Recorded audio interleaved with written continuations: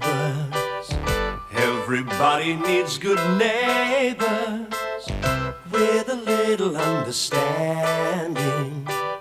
You can find the perfect blend. Neighbours should be there for one another. That's when good neighbours become good friends. It's probably nothing. He'll be fine. I hope you're right. How could he have got lost? Well, apparently there were some vandals in the area, and they not only demolished the public telephone box, but they wrecked Des's car as well. Jim thinks that they were the larrikins that ran him off the road. That's how he got hurt in the first place. Look, Des had to cut across country. He was worried about Mr. Robinson. Probably thought it was the quickest way to get help. So you knew about this, did you? Well, we didn't want to upset you till we knew what was happening. How could either of you have done that? I had a right to know. Well, of course you did, but we were worried about you, and at that stage we didn't know that he was missing. We thought he'd turn up somewhere. He could be anywhere. He's got no sense of direction at all. Jim should never have allowed him to go off on his own. Didn't have much choice, had a broken leg. I'm sorry, Helen. I just didn't stop to think. Oh, that's all right. You're just anxious about Des. Look, Daph, the police are searching in the area now. And they know which way he went. So, he should turn up shortly. Do you think we should notify Eileen? Would you like me to ring her? Oh, if you wouldn't mind. I don't think I could face Eileen at the moment. Try and take it easy. All this worrying won't be any good for the baby. You know? I can't help it. Mike, what are we going to do if something's happened to Des? You know, I think I'm getting quite good at cooking vegetarian style. Of course, most of my recipes are fairly easy to adapt. It might be good for Harold. It's definitely not my go. I'm a carnivore from way back. Me too. What's this in ours, Mum, Lamb? I'd say so. Madge, did you cut these vegetables with the same knife that you used on the meat and on the same board? Oh, I suppose so. Oh, surely you can't tell. I'm afraid I can. I'm sorry. You've gone to an awful lot of trouble, but I cannot eat this. Harold, don't you think you're carrying this a bit far? A lot of people would say so, but I've got a very delicate palate. The slightest hint of meat, and I'm nauseous. Oh, for heaven's sake. Mum, you wait. I'll fix Harold a salad. Well, thank Thanks, you, Charlie, dear. that's most appreciated. I didn't mean to upset you, Madge. This is very embarrassing. Perhaps I should have explained. Yes, perhaps you should have. I just didn't think of it, that's all. A lot of people have separate cutlery to use on meats. Mrs. Mangle does. That figures. Right, I'm on my way. I'll see you in a sec. Scott's getting the car out. We're going up there. Oh, Mike, do you think that's wise? I mean, the police are trained for this sort of thing. You might only get in their way. Oh, at least I feel like I'm doing something. I'm coming with you. I want to No, be there Daphne. behind him. Daphne, What do no. you mean, no? You'll need me. Des would want you to be safe at home. It's pretty rough country, Daph. Honestly, you'd be better off here. And they might find him before the boys get there. Look, I'll ring as soon as it's wet, okay?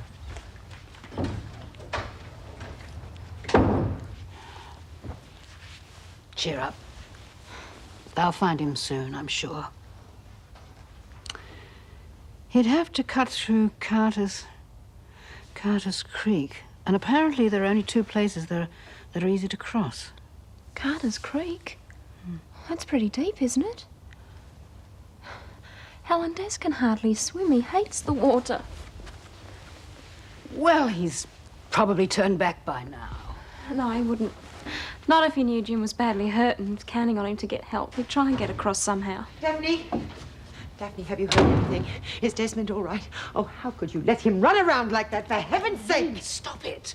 Daphne had nothing to do with Des getting lost. I know, it's just that I'm so frightened. So am I. Don't worry, Daphne.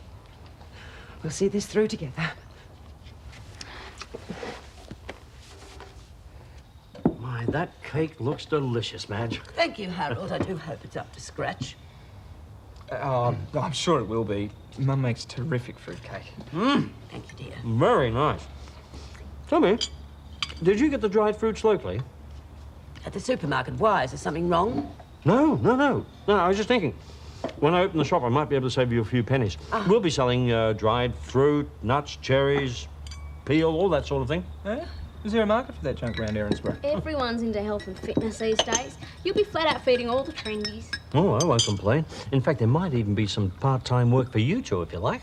Yeah, we'll be in it, won't we, Henry? Harold, you mustn't feel obligated to offer Henry and Charlene jobs. We'll need somebody in the shop when you're not there. I mean, after all, you'll need your free time to do some shopping and housework and all that, won't you? But, Harold, I have my job at the waterhole to consider. Of course you do. But you'll be free of all that once we're married, won't you? Where's that boy of mine? He could be dead for all we know. That sort of talk doesn't help, Eileen. But anything could have happened to him. He could have been caught on a snag. He could be trapped by a rock if he tried to swim the creek. I'm sure Des is far too sensible to do anything so silly. Now, why don't we do something? Take our minds off all this. I don't see how we could. All I can see is poor Desmond lying face down in Carter's Creek. Never going to see my boy again. Stop it! Why don't you just shut up?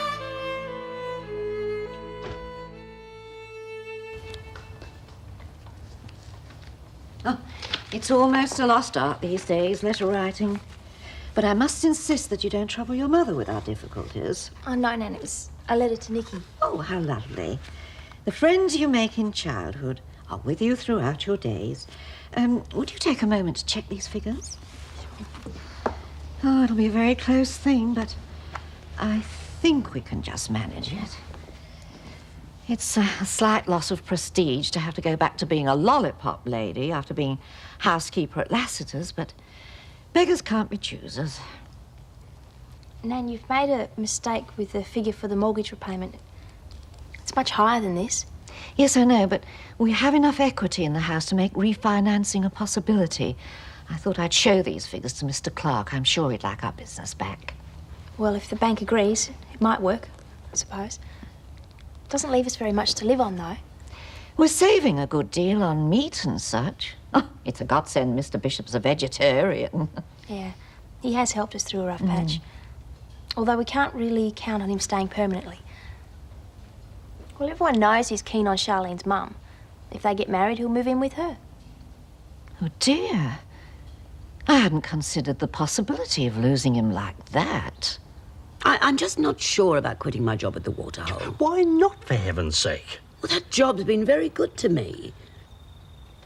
In a funny sort of way, it's taught me a lot about myself. But, Madge, you've never been one for alcohol. I thought you'd hate being forced to serve it day after day. Oh, 6 months ago, if you'd said that, I would have been the first to agree with you. But, you see, I've loosened up a lot, and I'm certainly more independent. You have changed. You used to be such a vulnerable young girl. I just wanted to look after you. And I wanted to be looked after. Oh, Harold, we've both changed over the years. I think we need to get reacquainted.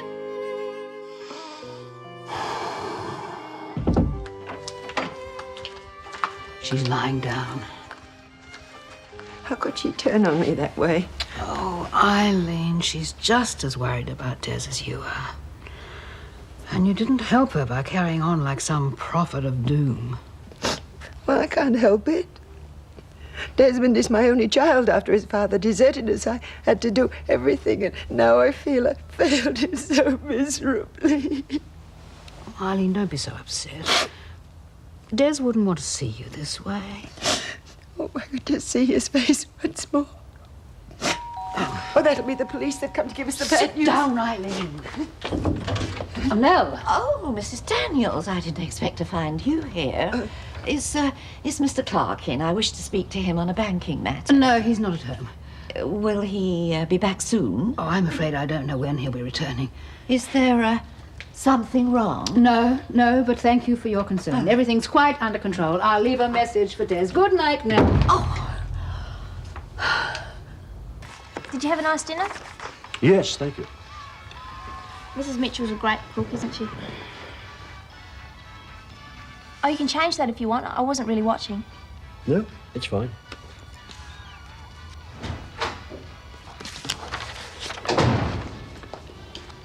Good evening, Mr. Bishop. Nan, how did you go with Des? Does he think we can refinance the house? Mr. Clarke wasn't at home. In fact, there's something most peculiar going on over there.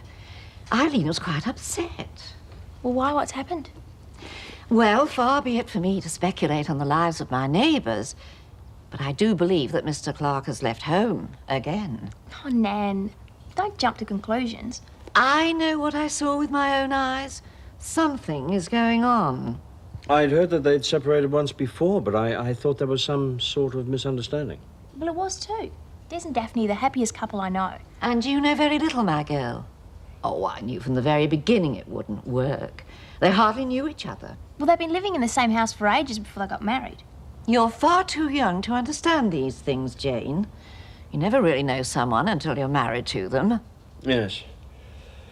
People have a tendency to change for all sorts of reasons. Well, you know what they say. Marry in haste, repent at leisure. I needed that.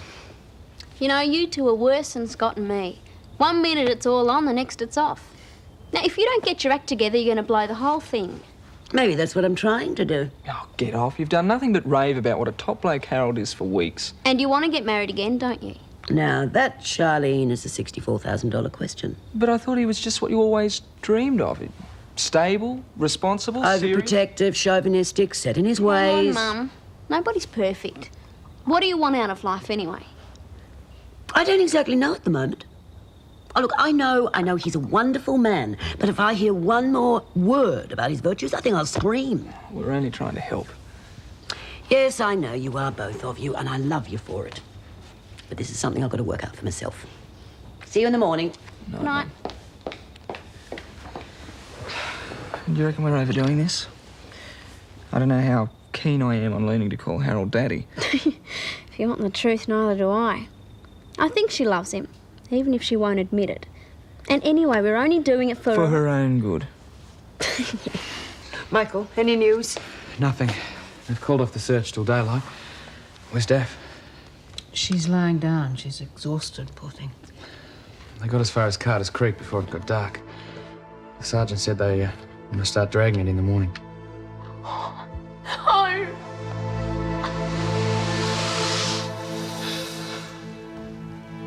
Daphne, dear, you must eat something. I can't. Michael? No, thanks, Mrs. Clarke. Shouldn't you be getting ready for uni? Well, I thought I'd stay here. Keep you company till Des gets back. Oh. Hi, Paul. Any news yet? No, there's nothing.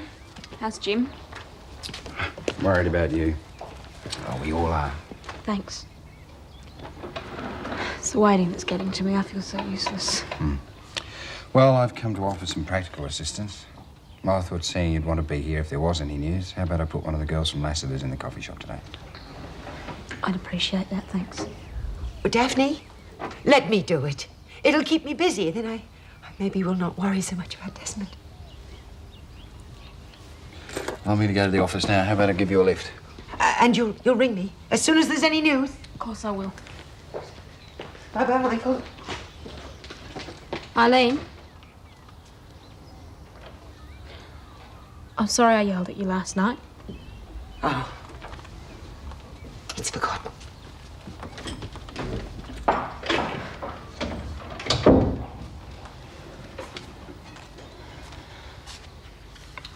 You don't follow those, you go and rest. No. Mike, don't fuss! Des, where are you? If you'll be okay. Well, that's 5 good ones. Should get a job out of one of them. You're an optimist. Come on, Lenny, you won't get anything unless you try. I've been trying for months. Nobody wants a girl mechanic. Good morning. Morning. You've been on the cooking sherry already, Mum. Hardly. No, I'm on what you might call a natural high. You! I suppose it's the first time for everything? A decision made is as good as a job completed. Harold. Yes, I've come to a decision. Were you going to tell us about it, or are you just going to go around all day grinning to yourself? After due and careful consideration, I have decided to accept Harold's proposal of marriage. What happened? Last night, Harold was overprotective, chauvinistic. Yes, well, that was last night.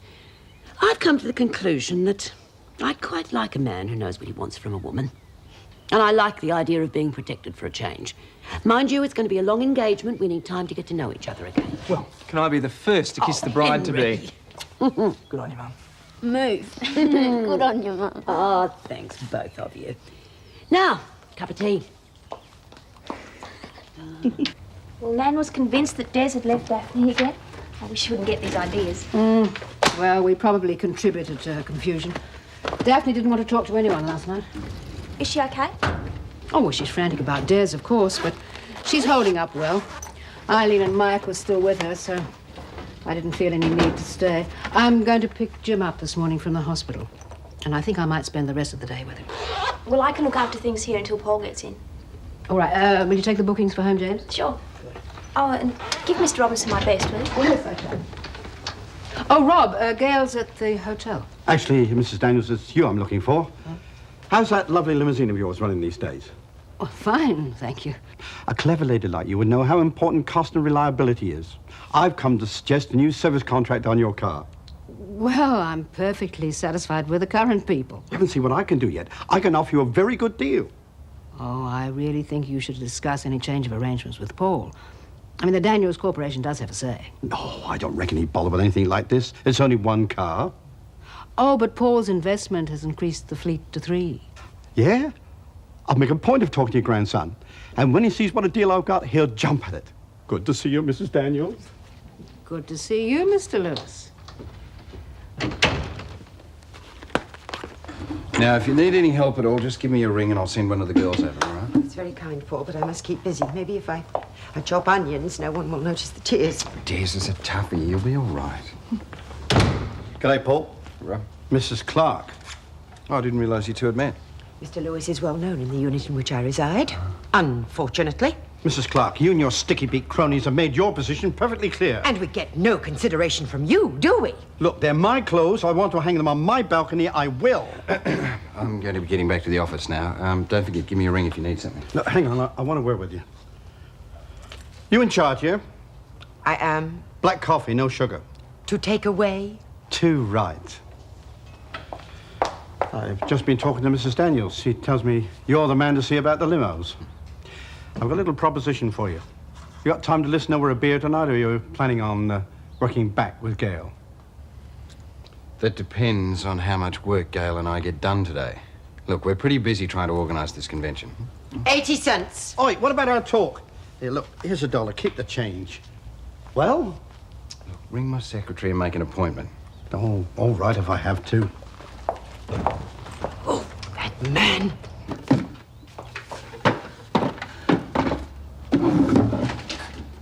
Oh, hello. What are you doing in this den of iniquity?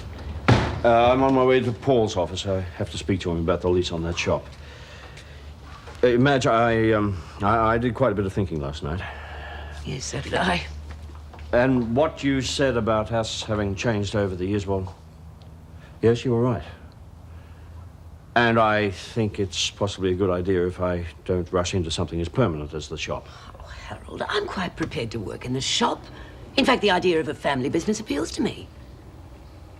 The idea of being a family is very attractive. Full stop. I tell you what, if you're not busy this afternoon, why don't we go shopping for that engagement ring? Yes, well, maybe it's a bit soon for that, too. Well, you've just been divorced, and perhaps you're still on the rebound, so to speak. Madge, I don't know how to say this. I think I do. You're not sure if you want to marry me anymore. I suppose that's it in a nutshell. I'm sorry, Madge. Daph, why don't you sit down? The shirt's all clean. Mike, you don't understand. If I do this, it's as if he's going to come out of that bedroom. Say, Daph, where are my clean shirts? Sort of like a hostage to fate, huh? Something like that.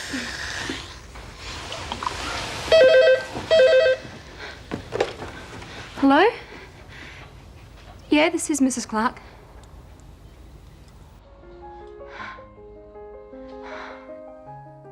Oh, thank you, Sergeant. Thank you, bye. What did they say? Tell me what they said, Dad. Des tried to swim Carter's Creek. And he nearly drowned but spent the night on a rock. But he's all right. Mike Des is alive. He's safe.